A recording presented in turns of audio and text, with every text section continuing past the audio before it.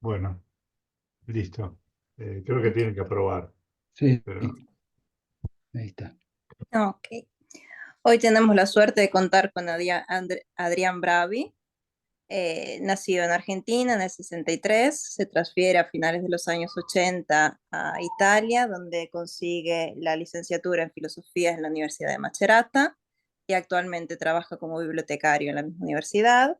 En el 99 empieza su andaje literario y ahora nos contará cuánto tiene que ver Adelaida con este andaje literario, publicando el primer libro en español, en castellano, y en este caso el primero es Río Sauce, al que van a seguir otras obras publicadas en lengua italiana y algunas en lengua inglesa, como por ejemplo El albero y la vaca, Le inondazioni, Variazioni straniere, Le gelosie delle lingue, eh, obras por las que recibe numerosos premios. Y actualmente tenemos el honor de contar con él como finalista, uno de los 12 finalistas al premio Strega por la obra Adelaida. Así que, Adrián, muchísimas gracias por estar con nosotros hoy.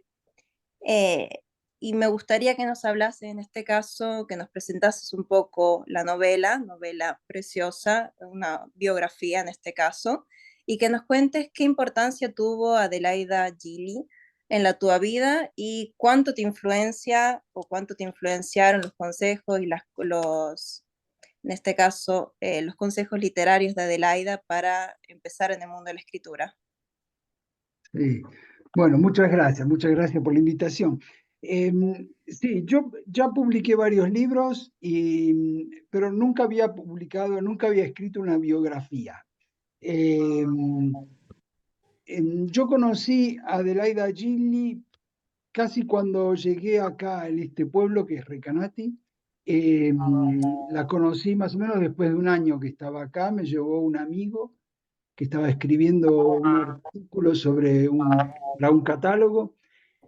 Y ahí, bueno, la conocí, después conocí su historia, eh, supe que era la mujer de David Viñas, con la que tuvo dos hijos, y, y me resultaba muy extraño, ¿no? Que existiera un pedacito, no, también no consistente, de la historia argentina en un lugar en un pueblo como Recanati. Entonces, desde cuando la conocí, que era más o menos el 88, eh, empezamos a vernos. Yo la iba a visitar cada tanto, y bueno, fue una amistad, para mí era como una referencia histórica, cultural, y bueno, seguía sus consejos también de lecturas que me sugería. Eh, Era muy desacralizante, ¿no? Se puede decir así, sobre mis entusiasmos literarios juveniles. Eh, y, y bueno, entonces fue así, se fue creando una amistad eh, que duró varios años, hasta casi el 2000 más o menos, porque después en el 2001 ella la internaron en un hospicio, ¿no? Tenía tuvo el Alzheimer y así que no podía estar más sola y ella vivió siempre sola. Y bueno, recuerdo que un día tuve que ir con otros amigos a su casa a deslojar la casa, a sacar todas sus cosas, todas sus pertenencias. Entonces traté de, de conservar todo lo que podía, papeles, cosas así. Y bueno, todos esos documentos después los tenía yo acá en casa y después un día los doné a la municipalidad de acá de Recanati, donde ella había nacido, porque ella era de acá, había nacido en Recanati. eh, bueno, ahora termino de decir lo que decía. Entonces, justamente desde ese día, yo siempre pensé que iba, o tarde o temprano, iba a terminar escribiendo algo sobre ella. Es decir, yo escribí algunos artículos sobre ella, y también en un capítulo de un libro que le dediqué, que era un libro que se llama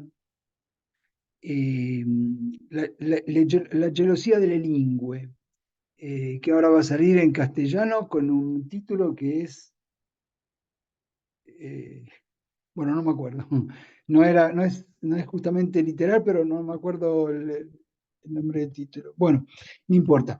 Entonces le dediqué ahí justamente hablando del tema de la lengua, porque era muy interesante que ella, por ejemplo, a veces usaba el italiano. Nosotros hablábamos siempre en castellano, pero a veces usaba el italiano como para no recordar, ¿no? El italiano era como una especie de defensa lingüística, que la ayudaba a, quizás, a defenderse contra ciertos recuerdos, ciertos fantasmas del pasado. Porque tenemos que recordar que ella tuvo dos hijos desaparecidos, ¿no? Esto hace parte fundamental de su biografía.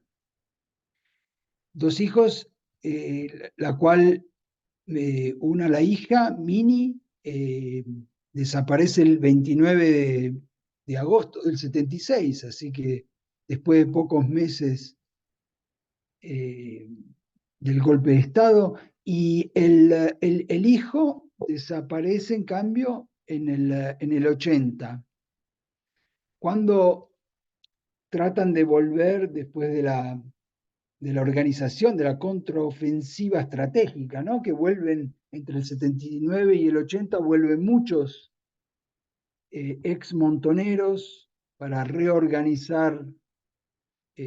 para reorganizarse, pero después se dan cuenta que era imposible. Entonces, él cuando quiso cruzar la frontera lo agarraron y bueno, y ahí fue que terminó en un campo, en una, ¿cómo se dice? En una especie de casa. Era una casa donde era un centro de tortura, ¿no? Que había como 340 más o menos en en todo el país.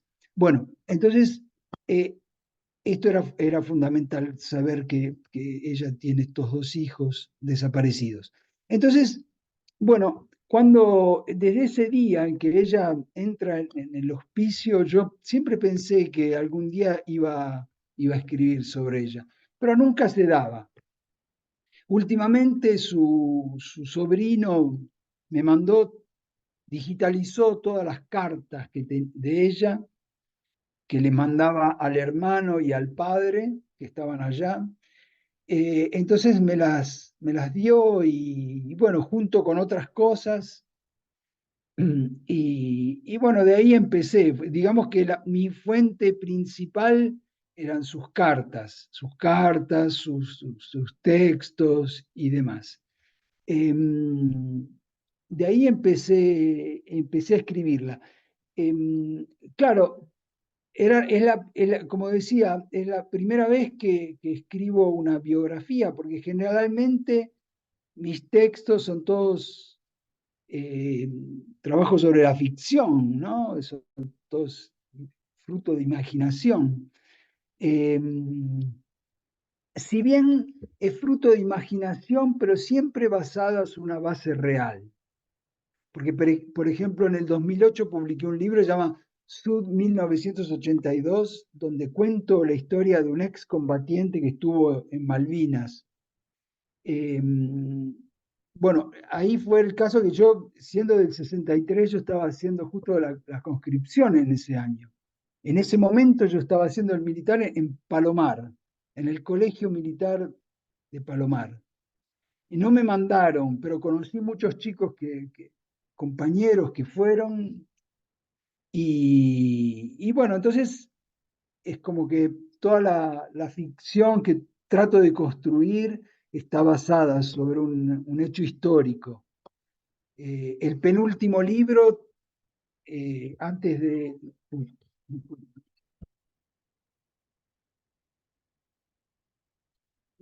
Último libro, que se llama Verde el Dorado.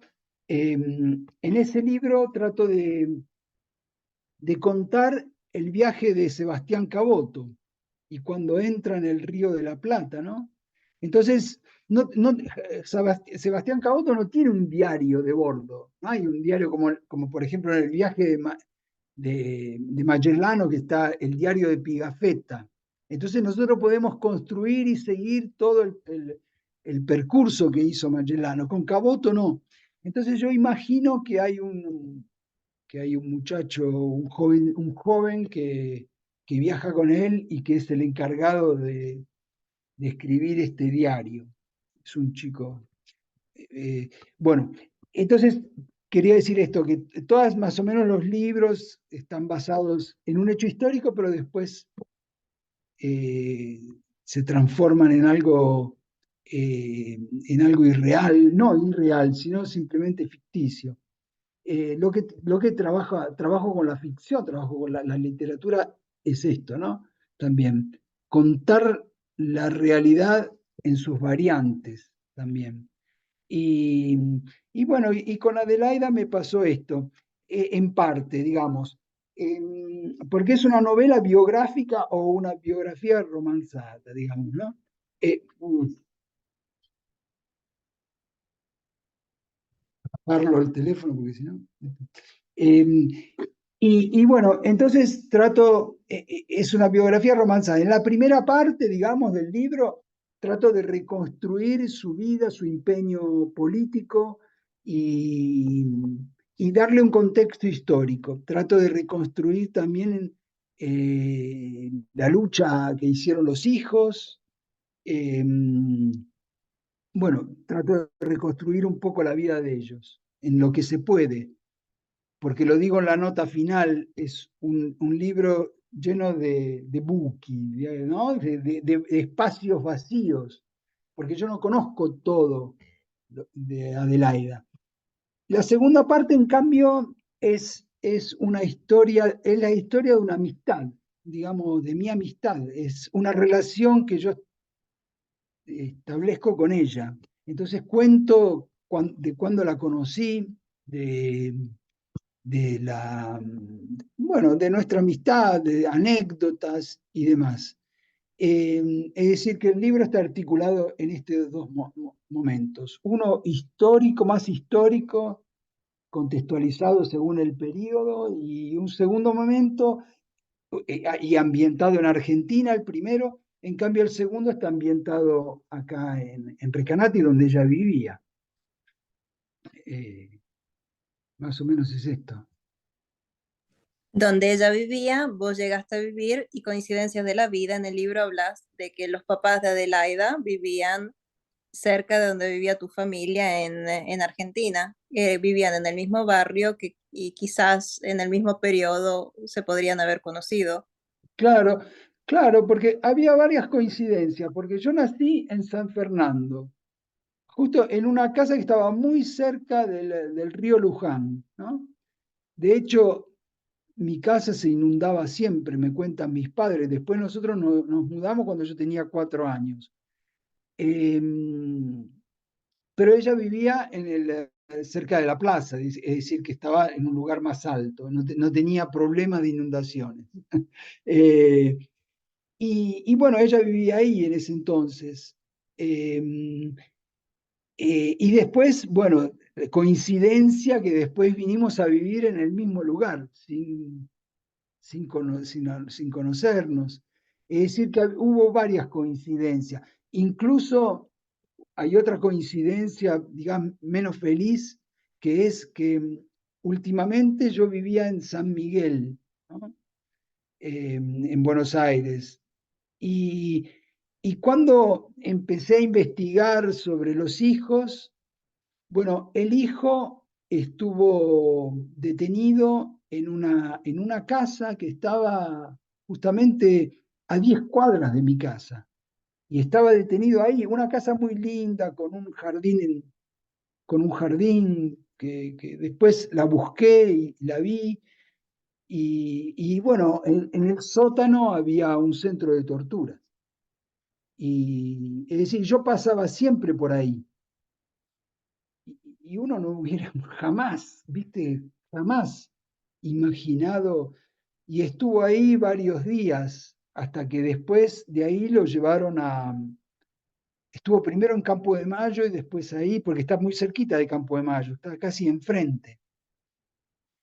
Lo llevaron a esa casa, después vuelve a Campo de Mayo y después de ahí salen con un helicóptero.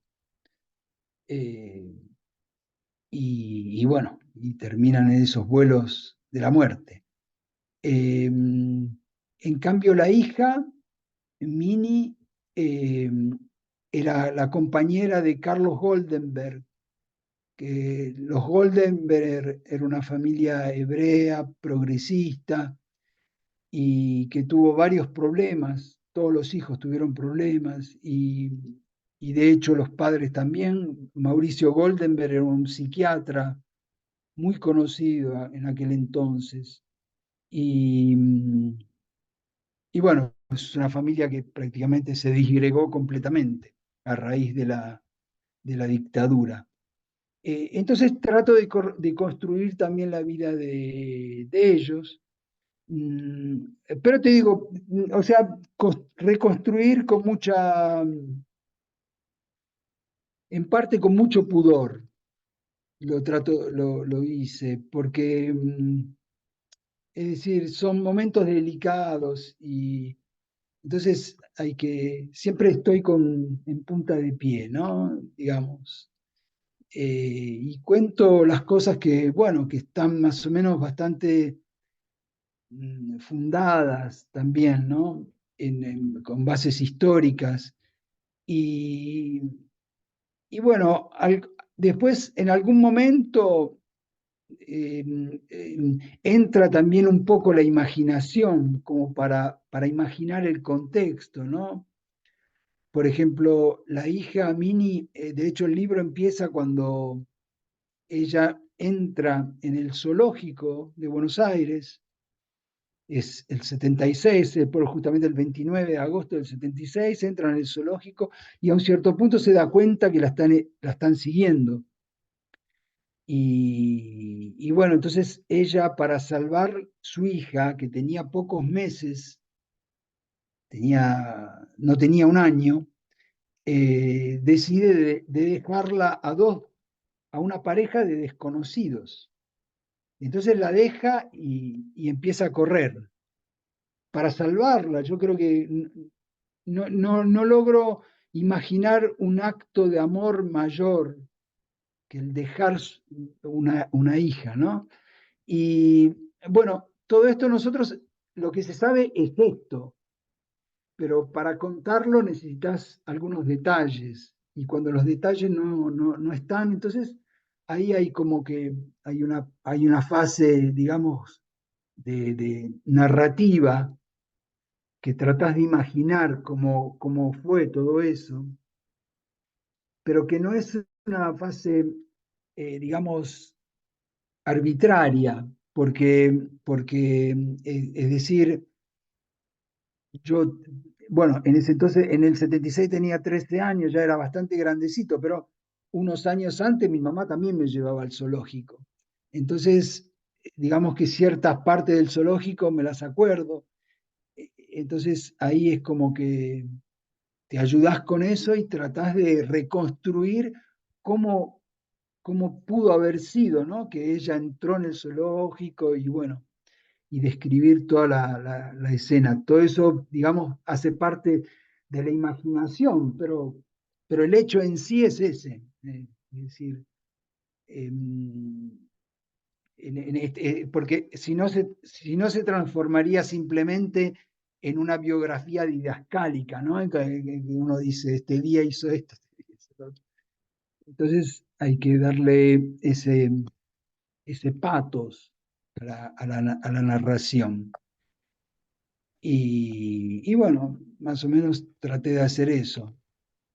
Hablando de Mini y de Inés, que es la bebé que dejó en este caso, ¿has tenido la posibilidad de hablar con Inés? ¿Has entrado en contacto? Hay uno de los pasajes del libro que es cuando Adelaida te hace ver un álbum que que Mini estaba creando para su nena y te pregunta qué es lo que tiene que hacer. ¿Cómo fue ese momento? Bueno, mira, a mí efectivamente la amistad que yo tenía con Adelaida era una amistad, digamos, parcial, en el sentido que ella era raramente, en pocos casos, entró bien en su intimidad y hablamos de sus hijos. Digamos que ella no hablaba poco de sus hijos. Ese día nos encontramos en Buenos Aires. Ella estaba en Buenos Aires, se había roto el fémur y bueno, y yo la fui a visitar. Entonces, ella me mostró el diario que Mini estaba escribiendo para la hija, que había nacido. Inés nació en el 75. Entonces, claro, yo justamente ella lo abrió, lo vi eh, y me contó la historia, que Mini pensaba, le habían contado, los padres adoptivos, le habían contado que sus padres, es decir, su mamá y Carlos Goldenberg y Mini, habían muerto en un accidente, ¿no? Entonces, Adelaida me acuerdo que me preguntó, me pidió un consejo. Y yo le dije, pero claro, ¿qué consejo te puedo dar? Le tenés que decir la verdad. Porque ya esa chica ya tenía casi 20 años, es decir, era más o menos el 95, algo así, y ella había nacido en el 75. Entonces yo le dije, le tenés que contar la verdad, se lo tenés que mandar este diario, porque la madre lo estaba escribiendo para ella. Entonces, eh, bueno, todo eso quedó ahí. Después nosotros no hablamos más de eso. Yo me acuerdo que después la volví a ir a visitar, después nos volvimos a ver en Recanati otras veces, y nunca más hablamos del diario. Y yo no sé, qué sé yo, por algunos aspectos me arrepiento mucho de no haberle preguntado, de no haber sido un poquito más indiscreto. Eh, entonces no hablamos más de ese diario. Un día, era el 2008 más o menos, ella ya estaba muy mal, ya no reconocía, eh, o, o si reconocía no se daba cuenta, no sé. Eh, Salió un documental que se llama Nuestros Desaparecidos y, y justamente hablaba de muchos, ¿no? De familias que podían contar la historia de sus propios familiares, familiares desaparecidos o demás. Y, y entonces, a un cierto punto, entrevistan a Inés, la nenita, digamos, ¿no? La que era una nenita. Y cuenta de cuándo le llegó el diario de su mamá que le había mandado la abuela, ¿no? Y fue una emoción muy grande porque dije, ahí está, se lo mandó. Eh, pero yo lo supe años después, ¿entendés? Y, y bueno, así que eso fue. Ahora Inés es un abogado, tiene 4 hijos, estuvo adoptada por la hermana del padre y el nuevo marido, ¿no? Eh, y viven en Estados Unidos. Yo con ella nos escribimos más de una vez, eh, pero tampoco, ahí también, raras veces, porque si yo le quiero contar algo, le tengo que escribir 2 o 3 emails, si no, no me responde.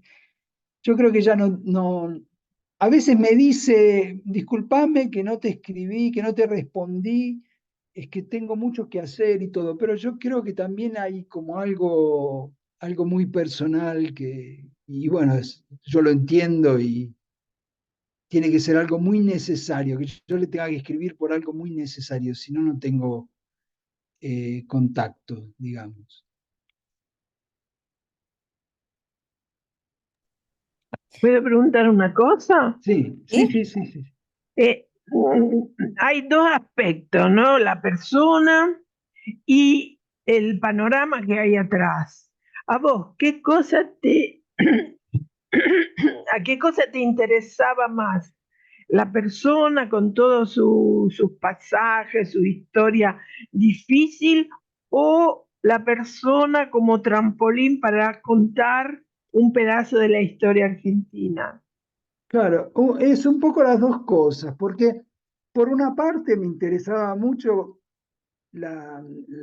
su figura de Adelaida, porque yo creo que Adelaida un poco, en algún modo se podría leer todo el 900, ¿no? Todo ese siglo a través de su figura, porque es muy paradigmática, en el sentido que, de una parte, ella vivió el exilio, sea del padre suyo que se va de la Italia por vía del fascismo, el exilio que ella cuando deja la Argentina y se vuelve a su propia ciudad natal. De una parte está eso, de otra parte está la tragedia, de otra parte está el empeño político suyo, de otra parte está el empeño artístico también, ¿no? Y porque no tenemos que olvidarnos que la conocían en Argentina como la mujer de Contorno, que era la única mujer en la redacción de la revista Contorno, que existió en los años 50 y que fue muy, muy importante, la revista Contorno. Entonces, de una parte, bueno, la cosa principal me interesaba ella, Adelaida. Pero ella no podía existir sola sin, eh, digamos, la historia de sus hijos, la historia de sus amigos y demás. Y para contar la historia de sus hijos y de sus amigos era necesario también contextualizarlo y contar la historia un poco argentina, ¿no? Es decir, cómo se forman ciertos grupos en los años 60, ¿no? Grupos que después terminan por unirse en montoneros, pero más o menos contar todo eso y tratar de darle esa vuelta histórica, ¿no? También, porque si no, no se entendería. Yo, claro, en el libro hablo, por ejemplo, de Seiza, de cuando vuelve Perón. Contarlo a un argentino quizás sea un poco redundante, ¿no? ¿Cómo se dice en italiano? No sé, porque más o menos todos más o menos se acuerdan de cuando en el 73, o todos los que tenemos una cierta edad, nos acordamos de cuando en el 73 eh, volvió Perón, ¿no? Y lo que pasó y lo que después, entre el 73 y el 76, lo que pasa, ¿no? Entonces, una cosa es contarlo a un público italiano que no tiene, digamos, no estudió esto y no conoce la historia. Y otra cosa es contarlo a un argentino, quizás un argentino diga, bueno, son cosas re sabidas, pero bueno, uno elige el público que tiene adelante. Y yo el público, si bien este libro ahora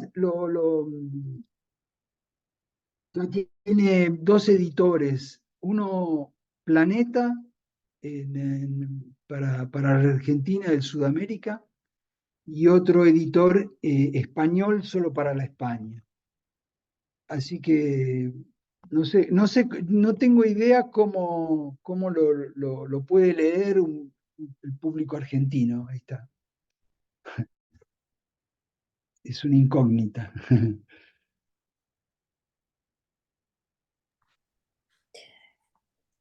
En el libro decís que una de las veces le diste un pequeño fragmento a Adelaida para que leyese y que te dio una opinión un poco así, así. ¿Qué crees que pensaría Adelaida del libro si se lo tuvieses que haber dado como un manuscrito, como una prueba para ver qué pensaba? Sobre todo el Bueno, hecho de que hayas decidido escribirlo en italiano, que para ella era una lengua, como decís, claro. casi extraña, esa lengua que parlaba estento. Sí, sí. Mira, no lo sé, porque era siempre muy, muy crítica en todo. Y yo le llevaba a veces así fotocopias de cosas que había escrito y terminaban todas tachadas, todas llenas de mamarrachos que me corregía. Eh, de hecho, ella era muy crítica también sobre sus cosas, ¿no? Basta ver todos sus papeles que tiene, todas sus poesías, sus cuentos, están todos tachados, todo reescrito. Se necesitaría un trabajo muy filológico ahí para reconstruir todo eso. El cuento que me refiero, que yo le había dado, era un cuento que yo había escrito sobre la base de mis lecturas de Borges, y entonces ella se había dado cuenta que seguramente Borges estaba tratando de imitar a Borges, entonces me decía, no, tenés que olvidártelo a Borges, léelo, pero después te lo tenés que olvidar. Eh, yo no, mira, la verdad que no sé cómo ella podría tomar una biografía de este tipo, no lo sé. Creo que era muy crítica, así que no tengo idea. Pero hay una pregunta que siempre yo me quise hacer. Hay un libro, que lo cuento también acá en el libro, hay un libro de Brodsky que se llama Fuga da Bizancio, ¿no? Que es un libro maravilloso, bellísimo. Y a un cierto punto cuenta que sus padres querían irlo a visitar a Estados Unidos, porque él se va, es un exiliado ruso, se va en el 72 y se va a Estados Unidos y escribe en inglés y demás. Entonces, a los padres nunca le permitían salir de la Rusia, ¿no? Y al final, los padres nunca pudieron volver a ver a su hijo, ¿no? A Brodsky, premio Nobel y todo.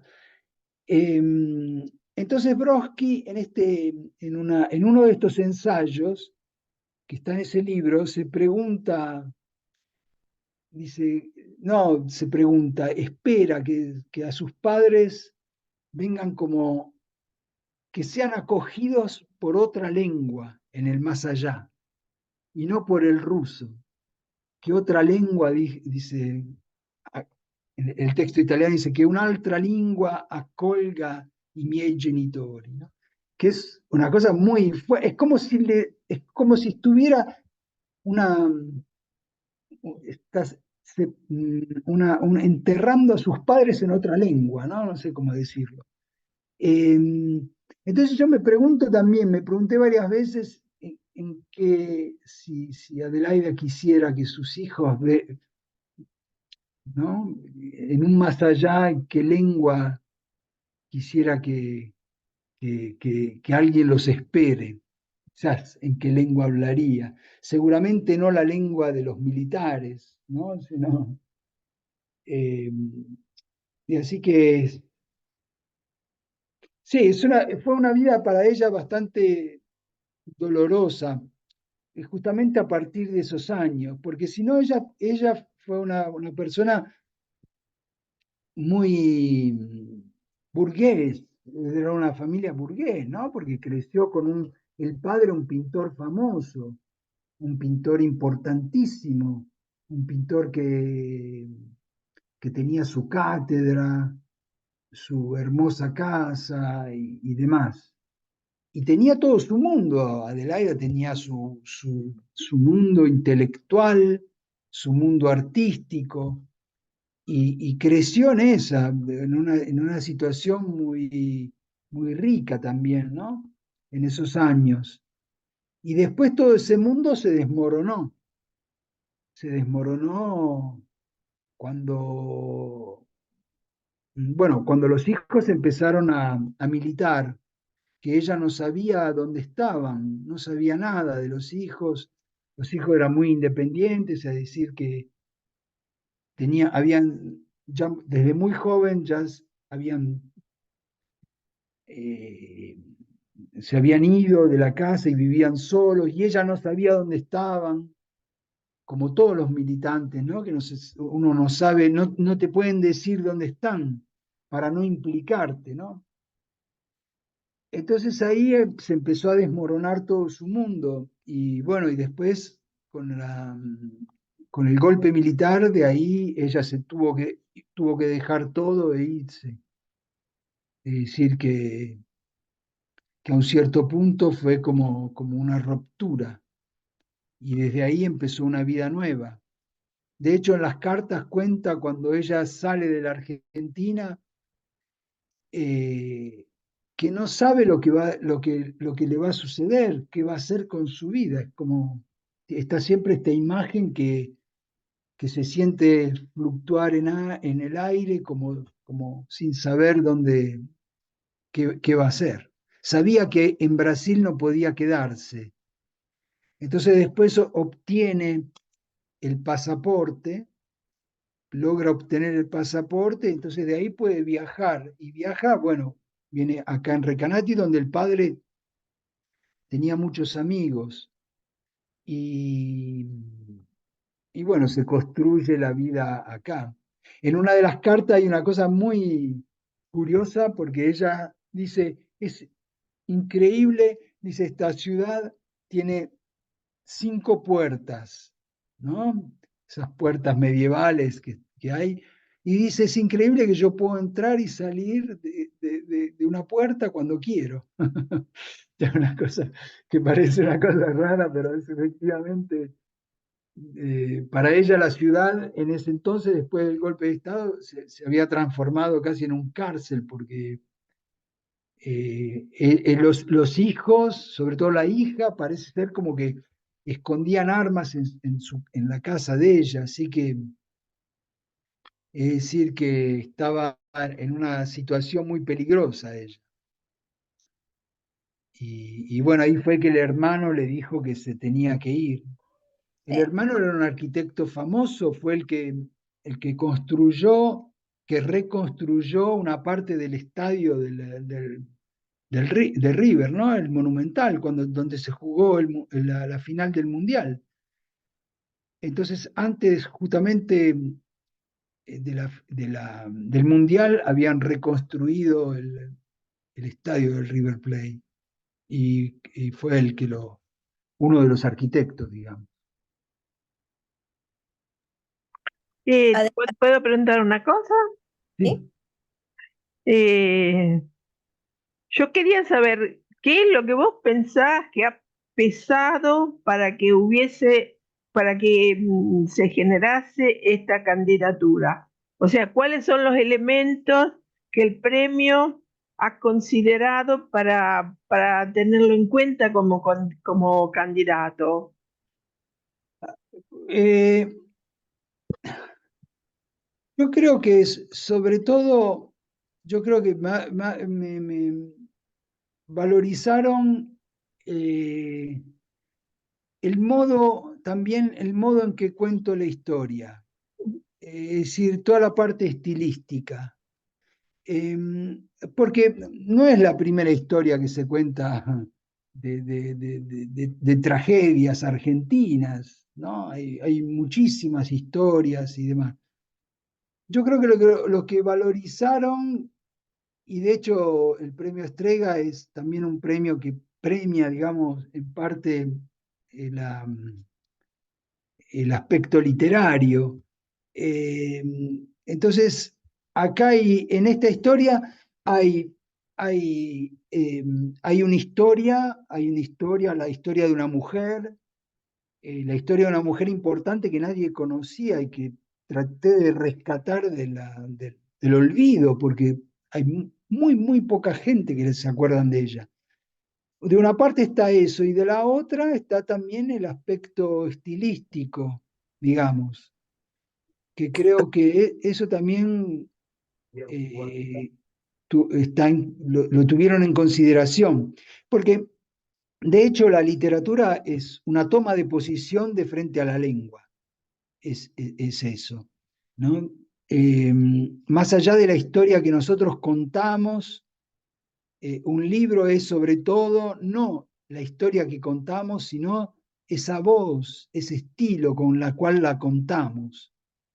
Porque uno podría contar la historia más extraordinaria de este mundo, pero si no tenés una voz que se encaja con esa historia, digamos, no funciona bien. Entonces se tienen que conjurar estos dos aspectos. De una parte, el aspecto histórico, que es una mujer fascinante, es una mujer que participó, es una protagonista en parte de la historia argentina, que no se conocía. Y de la otra parte está el aspecto estilístico. Yo creo que es esto.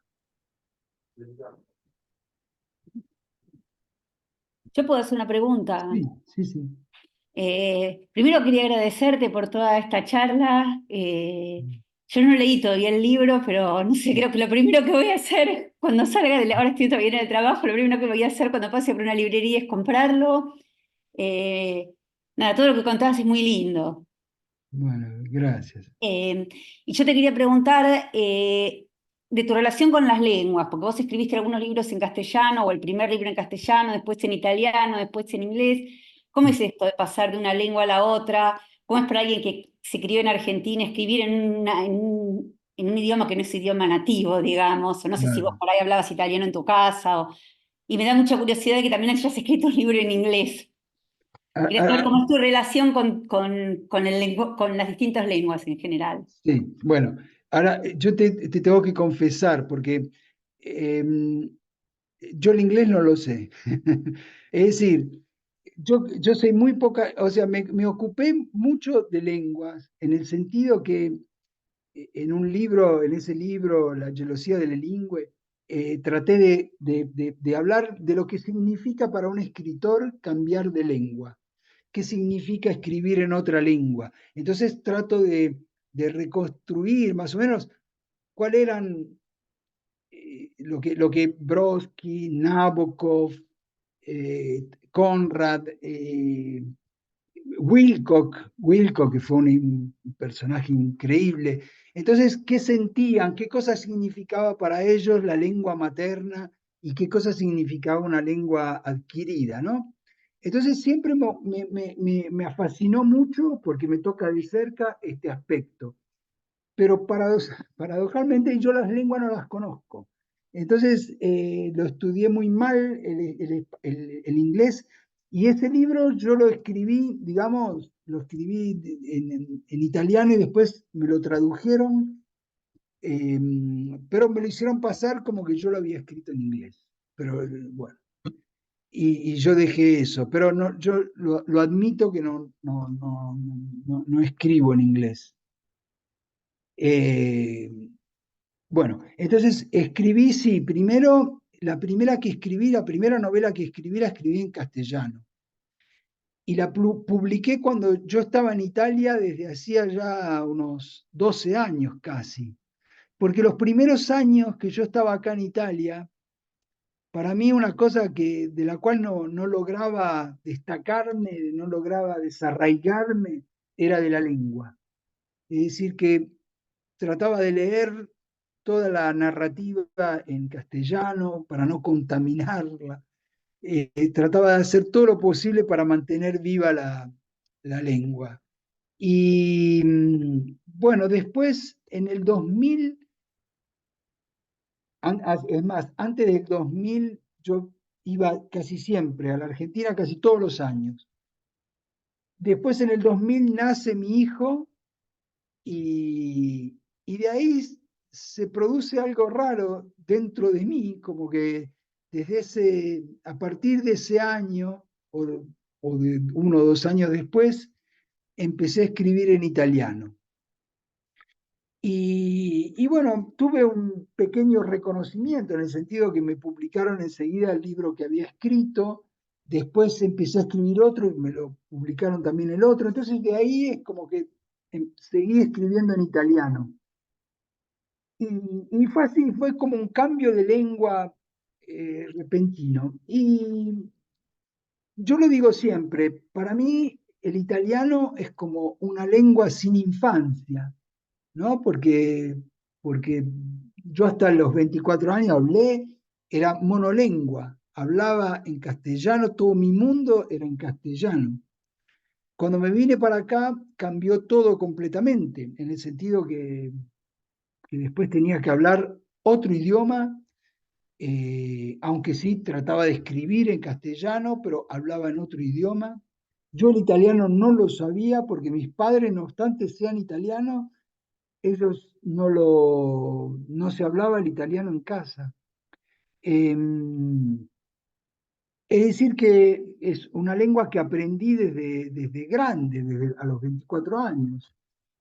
Y eso fue muy dificultoso, porque efectivamente aprender ya una lengua a los 24 años ya es difícil. Y empezar a estudiar incluso, yo toda la carrera la hice en italiano, es decir, al principio con grande dificultad. Y, y bueno, ¿qué pasa? Cuando uno escribe en otra lengua es como que hay una especie de cortocircuito, ¿no? Porque se crea que vos estás escribiendo en una lengua, pero estás escribiendo algo que pertenece a otro contexto lingüístico, ¿no? Entonces ahí hay como una especie de cortocircuito. Pero después, en suma, te das cuenta que, que la cosa funciona, no sé, qué sé yo. Yo me siento en un momento de mi vida en que es como que no tengo una lengua, creo que a muchos de nosotros nos pasa, que no tengo más una lengua que realmente me pertenece y en la cual me siento seguro. Porque yo ahora, si yo tengo que escribir en castellano, necesito que alguien me corrija. Y si yo tengo que escribir en italiano, igual, necesito a alguien que me corrija. Incluso yo cuando hablo en italiano, parezco el Papa. Cuando hablo en castellano, me dicen que tengo un acento italiano, es decir, que te encontrás en una especie de así, como que no tenés más, viste, no tenés más la seguridad de tener una lengua en la que vos decís, estoy escribiendo, estoy seguro que es así. Necesitas siempre alguien que te corrija. Ahora voy a ver si me voy a comprar también la gelosía de la lingüe. Me dio también. Bueno, ahora entonces quiere decir que estoy haciendo mucho marketing, porque cada libro que te nombro te lo querés comprar. No, este son dos por ahora.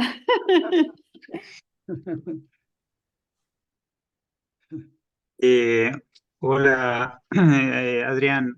Antes que Hola. nada, muy interesante lo que contaste. La verdad que en algunas cosas me encontré cerca, obviamente, quizás no nos pasa mucho de nosotros. Yo ya nací y vivía prácticamente enfrente del zoológico, a media Mm, cuadra. Compré tu libro, honestamente, lo empecé a leer, no lo terminé de leer. Eh, y cuando lo empecé a leer, te digo felicitaciones porque me atrapó. Sinceramente quería seguir leyéndolo, pero me tomó el sueño, no pude, no pude seguir, pero el estilo me gustó mucho. Seguramente yo estoy convencido que si sos finalista de Estrega es porque, bueno, es tu estilo, tu manera de contar. O sea, enseguida me di cuenta que, y es muy lindo. eh, Honestamente, últimamente soy terrible, ¿viste? Porque empiezo a leer algunos libros y no los termino. Y me dicen en mi casa, pero los tenés que terminar. Y le digo, no, me aburre. Y bueno, el tuyo me atrapó mucho. Así que bueno, gracias. me gusta. Sinceramente, bueno, yo me ocupo de la física, qué sé yo, no tengo la suerte de tener el... Te envidio un poco porque tengo algunas cosas para contar. Bueno, viste, todos somos hijos, bueno, todos no sé, o sea, yo soy hijo de inmigrante y esta cosa de ahora ser inmigrante también, bueno, llegué hace 23 años acá, entonces, bueno, hay muchos puntos que vos tocaste bueno, o sea, tiene que ver con seguramente la historia de muchos de nosotros. Y bueno, muy, muy lindo. Y no sé, en algún momento, mirá, yo te hago una pregunta, pero Adelaida, ¿pudo construir su vida en Italia en el sentido de qué sé yo, no lo quiero preguntar como chusmerío, ¿no? Pero No, a- una pareja, poder, no lo sé, o sea, construir una, una vida con un futuro, ¿no? Con planes. ¿Pudo o quedó un poco en en la niebla, ¿no? O sea, es una curiosidad. Voy a leer el libro, te prometo, pero me siento esa sí, sí. curiosidad de darte. No, no, no, te entiendo perfectamente. No, no, y aparte que es legítimo, ¿no? Espera, voy a encender un poquito la luz porque yo casi que no me veo. Espera, ¿eh?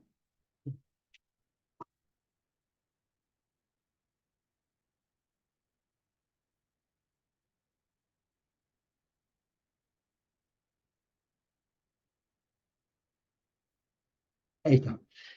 No, es legítimo lo que te preguntás.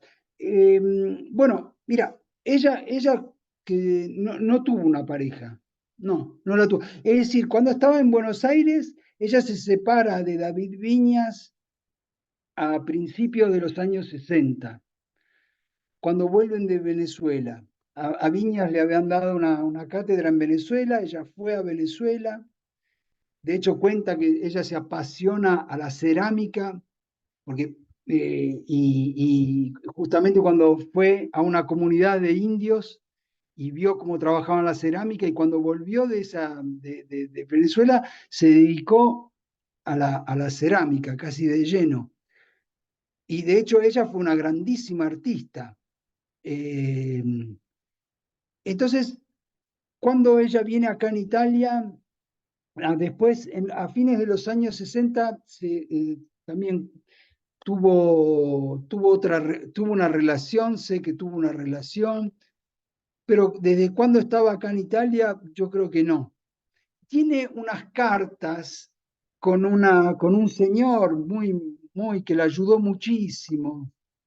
Eh, yo no sé si fue un amor así, una simpatía, un amor platónico o algo así, porque eh, jamás convivió, digamos, ¿no? Jamás convivió con nadie. Siempre vivió sola, siempre vivió completamente sola. Y así que parejas yo creo que ella no tuvo, digamos, en el sentido que no logró formarse sí, una pareja estable, una relación, digamos, familiar con alguien. Vivió desde cuando estaba acá en Italia, vivió y después murió sola, digamos. Esto es. Sí, Sí, sí. O sea, mi pregunta sí iba dirigida también a que, o sea, solo uno puede imaginar, o sea, claro, solamente claro. de, bueno, lo que ocurrió con los hijos. Entonces, bueno, construir algo después, me imaginaba que era muy difícil, casi imposible. Sí, sí, sí, entiendo. Sí, sí. Digamos que casi toda su vida acá en Italia se dedicó al arte, se dedicó sobre todo a la cerámica. Ella vivía, vos estabas hablando con ella y ella estaba dibujando y te dibujaba o hacía cosas. Vivía, cada momento lo vivía en modo muy intenso, siempre con o leyendo o escribiendo o haciendo cosas. Creo que era su refugio. El refugio principal de ella era eso, era el arte. Y realmente fue un artista increíble porque sus cosas son bellísimas. Es una lástima que se hayan casi perdido, no perdido, pero que no haya un lugar donde poder encontrar sus trabajos. Están como diseminati, ¿no? Como, se perdieron, acá, allá, están en casas de privados y demás. Cada tanto alguno organiza una exposición, entonces algunos privados colaboran con sus cosas y se ponen, por ejemplo, últimamente, hará unos 2 años, hicieron una exposición en el Museo de la Migración, que está acá en Recanati, que es muy lindo, y bueno, pero era una muestra, una exposición chiquita, digamos, pero estuvo bastante buena. Esperemos que ahora la municipalidad pueda algún día organizar alguna exposición un poco más importante. Porque acá en Recanati la reconocieron mucho, quizás ahora un poquito más con el libro, porque le dedicaron, Adelaida tenía, en el 99 le dedicaron un jardín que se llama Il Giardino delle Parole Interrotte, un jardín que está dedicado a los 2 hijos. En cambio, últimamente le dedicaron otro jardín que está en un barrio de Recanati, que está dedicado a ella. Y en más, le dedicaron una sala expositiva del Museo de la Migración. Es decir, que la tienen muy en consideración ahora, al menos esta administración. Y, y bueno, esperemos que sigan considerándola, al menos. Adriana, vos que te interesan tanto los idiomas, seguramente habrás leído esto, que para mí es como, no sé, como, ¿lo se ve?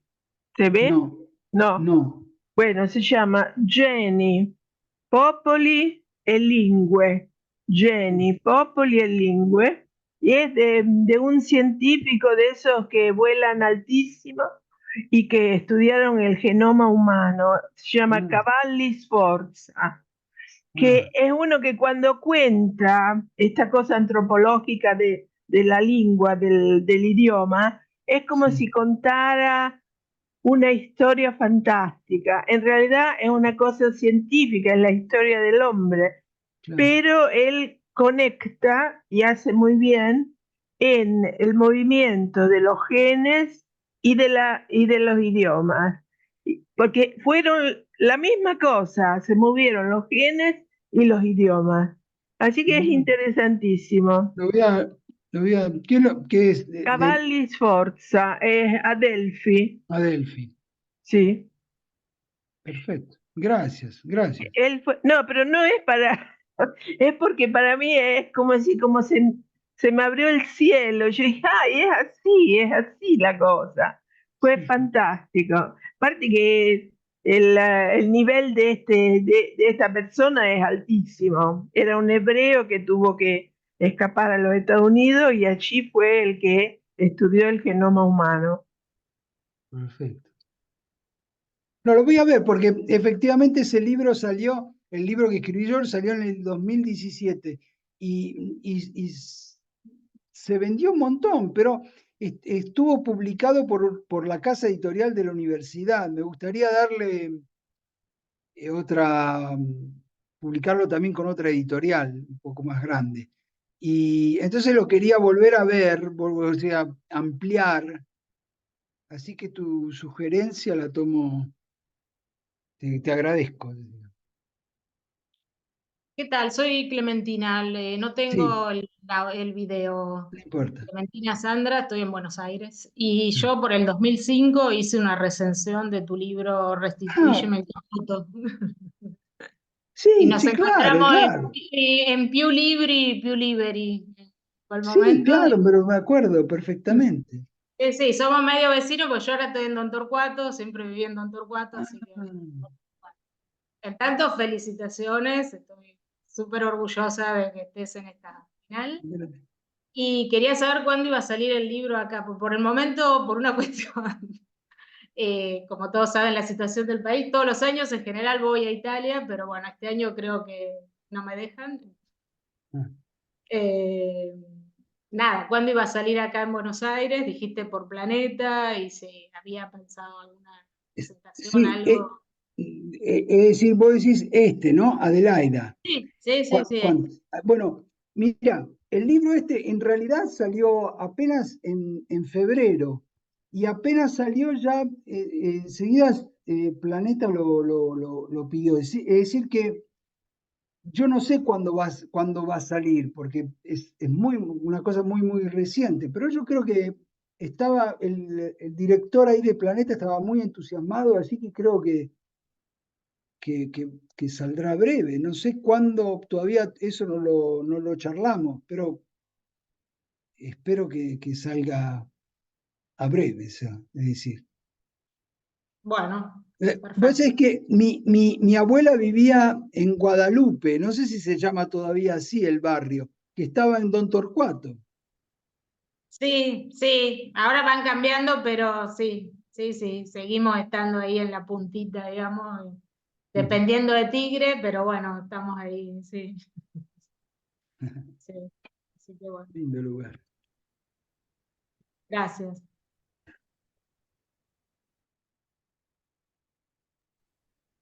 Adrián, en el libro contás que cuando hicieron el jardín dedicado a Adelaida y sobre todo era a los hijos de Adelaida, vos te pusiste en contacto con el ex marido, con David, y que en Argentina llegaste a encontrarlo. ¿Cómo fue ese encuentro?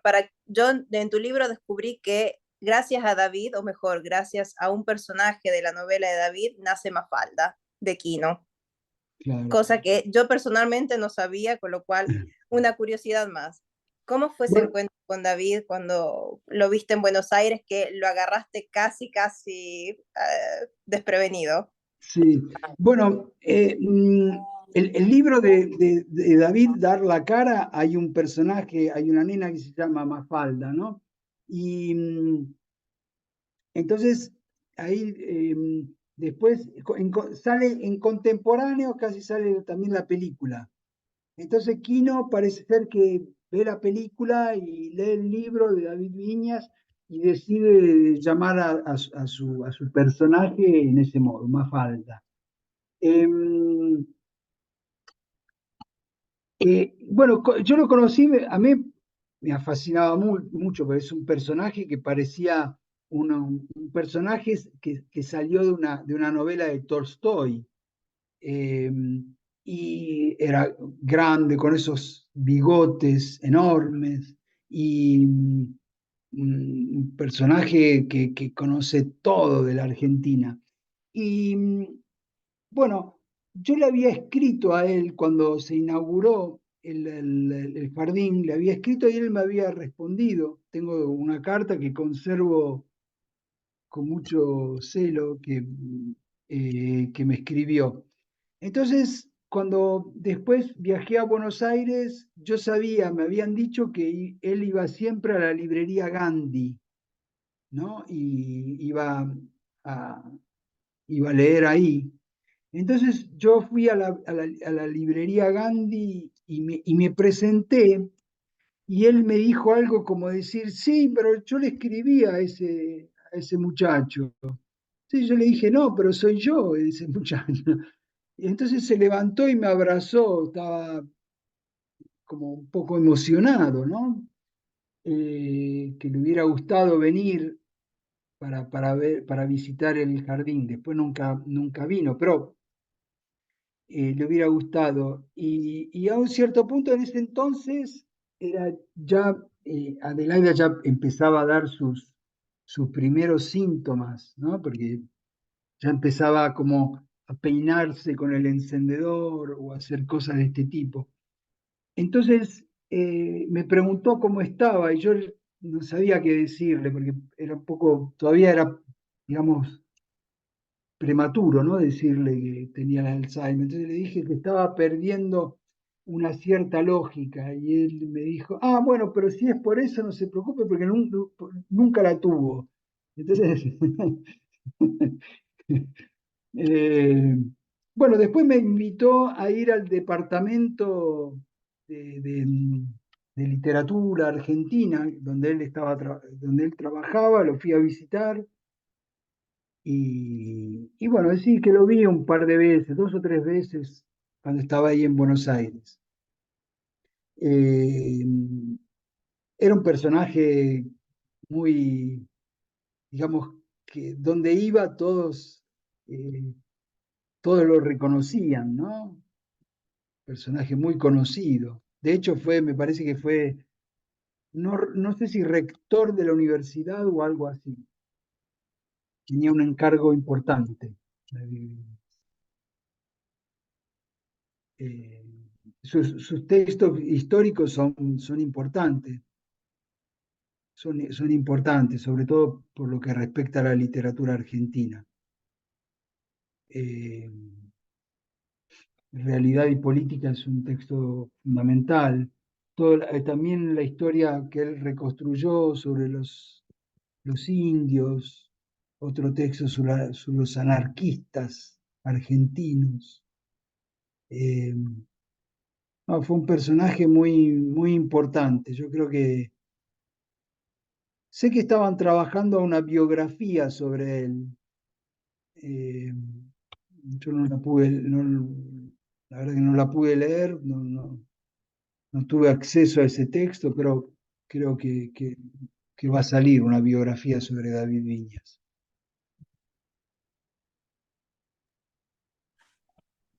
Eh, Te hago una pregunta volviendo siempre a la parte de la lengua y a la parte de cómo Adelaida te ha influenciado. En el texto y en varias entrevistas decís que gracias a Adelaida redescubriste las raíces latinoamericanas. Sí, ¿En qué sentido? sí. No, en el sentido que fue un poco, y ahí pongo esa frase de Cortázar, cuando Cortázar escribe a Retamar diciendo, es increíble que haya encontrado mi identidad latinoamericana o algo así en París, ¿no? Bueno, a mí me pasó algo así porque cuando empecé a frecuentar a Adelaida y ir a su casa y, y a seguir sus sugerencias de lecturas y demás, era como que yo estaba descubriendo parte de mis raíces o de nuestra cultura que estando allá quizás desconocía. Porque estando allá yo quizás no me digamos, mi referencia literaria era el surrealismo francés, eran otros autores, y digamos que leía poco a los argentinos, aparte Roberto Arlt y algún otro. En cambio, a través de ella pude descubrir muchos autores que después con el tiempo terminé casi agradeciéndole, ¿no? Porque necesitaba justo esa referencia. Y tal es así que para mí ella después se transformó con una especie de, sí, de punto de referencia, digamos. Bueno, de hecho, una vez cuando estuve en Argentina y estaba ella también, conocí a Ricardo Piglia. Y con Ricardo Piglia después quedamos así en contacto. Y estoy todavía en contacto con Beba Piglia, que es la mujer. Eh, es decir, que Adelaida fue, para mí fue importante porque a través de ella descubrí muchos aspectos de nuestra literatura y de nuestra cultura que si no yo no lo hubiera conocido. Incluso en la revista misma Contorno, ¿no? Y todo el trabajo de Contorno. A Beba la nombras en el libro y es una de las personas que Adelaida, incluso en el último periodo, reconoce el nombre. Sí, sí, sí, eso fue increíble porque hacía años que ella no reconocía, no se podía establecer un diálogo, ¿no? Y un día que fui ahí le conté que me había escrito Beba y fue como que en ese momento fue increíble porque me di cuenta que ella era consciente de quién era de que era su amiga. Era consciente porque me miró como diciendo, ah, Beba. Pero fue una cosa que duró, no sé, pocos minutos, porque después se perdió, como que quizás qué mecanismo mental. Después de ahí se fue todo eso y volvió a su mundo, que era un mundo en el cual lleno de barreras, porque no podías comunicar, no había modo de comunicar. El único modo de comunicar era cuando uno le acariciaba el pelo o cosas así, que ella se abandonaba un poco a esos afectos.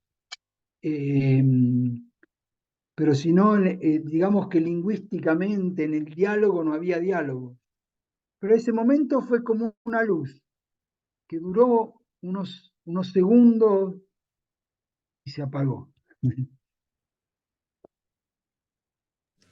¿Alguna anécdota del periodo en el que la ibas a visitar que te acuerdes y que no hayas puesto en el libro quizás? Porque Que no haya puesto. Sí, porque las que están en el libro son, así les dejamos algo de intriga. Bueno, claro. No, y bueno, hay muchas, incluso cuando iba al laboratorio donde ella daba sus lecciones. Bueno, ahí hay muchas, porque después cenábamos todos juntos, venían personas que vivían afuera de acá de Recanati, venían del norte de Italia o de otros lugares de Italia, iban a su laboratorio y se quedaban a dormir. Y ella generalmente cuando trabajaba, es decir, durante la cena era todo muy convivial. Eh, pero cuando trabajaba, ella no era muy, digamos, tenía una disponibilidad un poco limitada, como si, viste, esas personas que no tienen paciencia de enseñarte. Y entonces, en ese sentido, era quizás un poco brusca en su modo de ser, porque a veces, qué sé yo, alguien le preguntaba cómo tenía que hacer ciertas cosas y ella le decía que, bueno, que eso dependía de ella misma, que ella le podía enseñar algo hasta un cierto punto, le podía enseñar las técnicas, pero después todo lo demás dependía de ella. Es decir, se lo decía en un modo así como un poco brusco, tenía ese modo así pero no obstante esto, la gente igualmente la seguía y seguía sus cursos y, y era como que igualmente, porque te das cuenta cuando una persona puede llegar a ser brusca, pero, pero, te, pero tiene algo para enseñarte, ¿no? Entonces, a veces es dura en el modo de ser, pero tiene mucha capacidad para poderte enseñar las cosas. Entonces, eso se lo reconocían. Y, y bueno, era más o menos eso. Y muchas cosas, también con su auto. Con su auto era un desastre porque no manejaba, entonces tenías que ir a recuperarlo, porque lo había dejado en el medio de la calle. Entonces uno tenía que ir, recuperar su auto. Es interesante cómo contás la anécdota que ella llevaba un cartelito Sí. en el coche que decía, Sí, que decía máquina guasta. máquina guasta o máquina rota, y lo ponía ahí en ¿cómo se llama? El cruscoto, ¿no? Sí, porque no sabía aparcar. Claro, no sabía estacionar.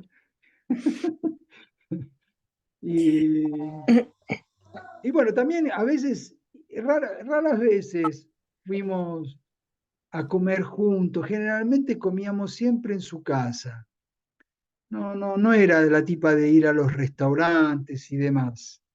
Estábamos siempre en su casa y le encantaba circundarse así de personas jóvenes que le contaran las cosas. Y yo creo que, si como anagráficamente estoy casi entre sus hijos y sus nietos, entonces no sé, esa juventud a ella la alegraba mucho, ¿no? Tener personas jóvenes con quien relacionarse. Y bueno. ¿Qué significa para vos el hecho de que el premio Estrega o el ser finalista del premio Estrega sea justamente con este libro, con un libro que habla de una amistad? Sí. Bueno, me resulta un poco extraño, porque yo jamás nunca había pensado en poder estar en una final con el premio Estrega, porque creí que yo nunca escribí libros para el premio Estrega, o sea, fueron siempre libros anti-Estrega, digamos. Y eh, entonces me resultó extraño que cuando se lo di, primero, bueno, yo tengo un agente, ¿no? Se lo di a la gente, después el agente, sin decirme nada, se lo dio al editor. Y el editor enseguida, la primera cosa que me dijo es, este libro lo queremos candidatar al Estrega. Vamos a ver, queremos hacer todo lo posible para hacerlo entrar. Y fue así que el editor, no obstante sea un editor medio, chico, eh, hizo todo lo posible para poderlo candidatar y postular. Y así fue. Eh, qué sé yo, a mí me resulta extraño porque generalmente el premio Estrega siempre es más bien un premio, siempre lo relacioné con un aspecto un poco comercial, ¿no? Con autores ya conocidos y demás. Entonces me resultaba raro, por una parte. Por otra parte, qué sé yo, me resulta todavía raro porque desde ciertos aspectos, a mí me parece que escribí libros más lindos que este. En el sentido que este sí es una historia una historia que te entra adentro por lo que representa a ella y quizás también por el modo en que la conté. Pero hay otros libros que son mucho más literarios. Y qué sé yo, a veces me parece como que también, yo por ejemplo, últimamente lo presenté en un pueblito de acá y cuando presentaba los otros libros había 5, 10 personas. La otra vez los presenté en el mismo pueblo, estaba una sala llenísima.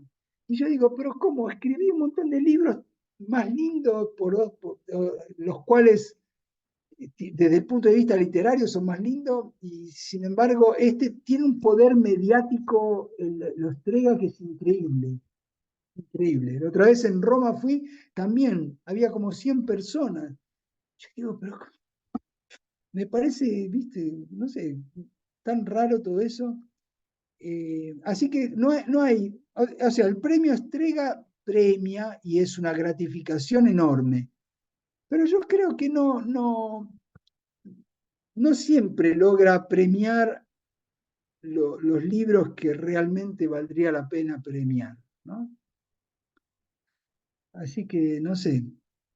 Bueno, yo lo tomo ahora, lo tomo es decir, para mí me parece un privilegio enorme, ¿no? El que tengo. Además que un poco, antes, digamos, me conocía muy poco, ahora me conocen más. Ahora incluso, qué sé yo, te reconocen incluso. Y, y así que esto te da también la posibilidad de tener un público más amplio, ¿no? Generalmente, cuando vendo poco, yo soy un autor que vende poco. En cambio, ahora me decía el editor que están imprimiendo en continuación, porque lo piden muchos. Eh, Esperemos que después los lectores se afeccionen y lean también lo que escribí antes. Creo que acá seguramente más de un lector empezará a comprar, así que Sí, te vos sabés que hago, yo tengo un problema con la lengua que es increíble. Yo tengo el acento, o sea, hablo malísimo el italiano y mi hermano dice que hablo malísimo el castellano. Pero esto que yo también voy a hacer como Mariana y voy a ir a comprar el libro de la lengua.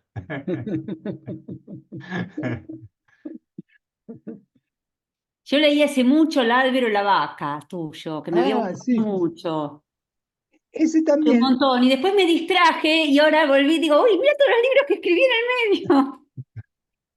Ese libro también lo publicaron en Argentina, lo tradujo Edasa. Después tradujeron ese y después no tradujeron más nada, porque parece ser como que no vendió mucho. Entonces no quisieron traducir otras cosas. Así que, bueno, ¿qué va a ser? Yo te hago una última pregunta y después dejo si alguien más te quiere preguntar. ¿Seguís yendo al claustro de Adelaida para escuchar las campanas cuando suenan?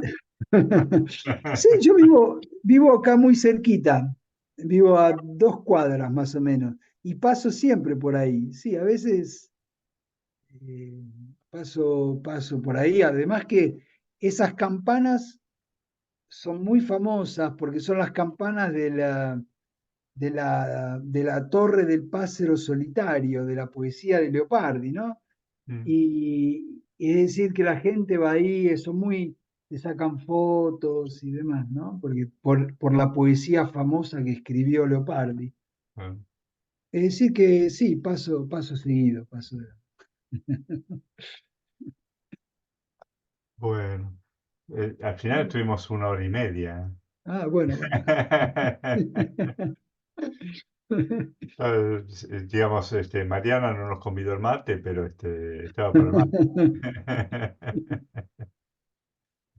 Che, Bueno, muchísimas gracias, muchísimas gracias. no, gracias a ustedes, gracias a ustedes. Y muchísimas gracias por el libro. Yo tampoco lo terminé de leer todavía, pero también me atrapó.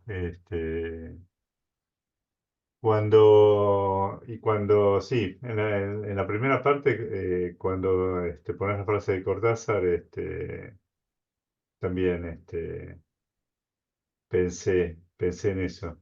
Bueno, éramos postdoc, éramos doctorandos todavía. Y nos despedimos en Buenos Aires, éramos amigos de la facultad y cada uno se iba para un lado distinto. Claro. Una amiga muy querida, Teresita, me dice, cuando nos vamos a ver, vamos a saber muchos más tangos que ahora. ¿Verdad? Qué lindo esta es lindísima. Sí, sí, sí, sí, sí, sí. Sí, sí, Así es que, verdad. Yo también, yo en realidad empecé a escuchar el tango cuando estaba acá en Italia. ah, claro, porque no era para nosotros, era para los viejos. Claro, claro. Y un día llamé a mi tía era prima de Oscar del Priore, que había ganado el premio Dol por el tango. Y tenía una colección de tangos bárbaros. Entonces lo llamé y le digo, entendía Troilo, Nelita, entendía Troilo. Se emocionó. En fin, Pero bueno, che, tenemos que encontrarnos para seguir charlando. Había bueno, bueno, bueno, un bueno. montón de cosas que sí, que tocaste que son Bueno, cuerdas que bueno. uno tiene dentro. Dale, nos vemos cuando quieran. Ya hacemos otra charla sobre otras cosas. Podemos charlar entre nosotros. Dale. Dale. Bueno, Bueno, bueno. muchísimas, muchísimas gracias. Dale. Gracias a Gracias. ustedes. Gracias, Adrián. Muchísimas Les gracias. mando un abrazo y bueno, y seguimos en contacto. Bueno, Sí. Sí. Dale. Gracias. mucha suerte. Te seguimos en el tour. Sí. Toca el lunes. Gracias, gracias. Gracias. Chao, chao. Chao, chao.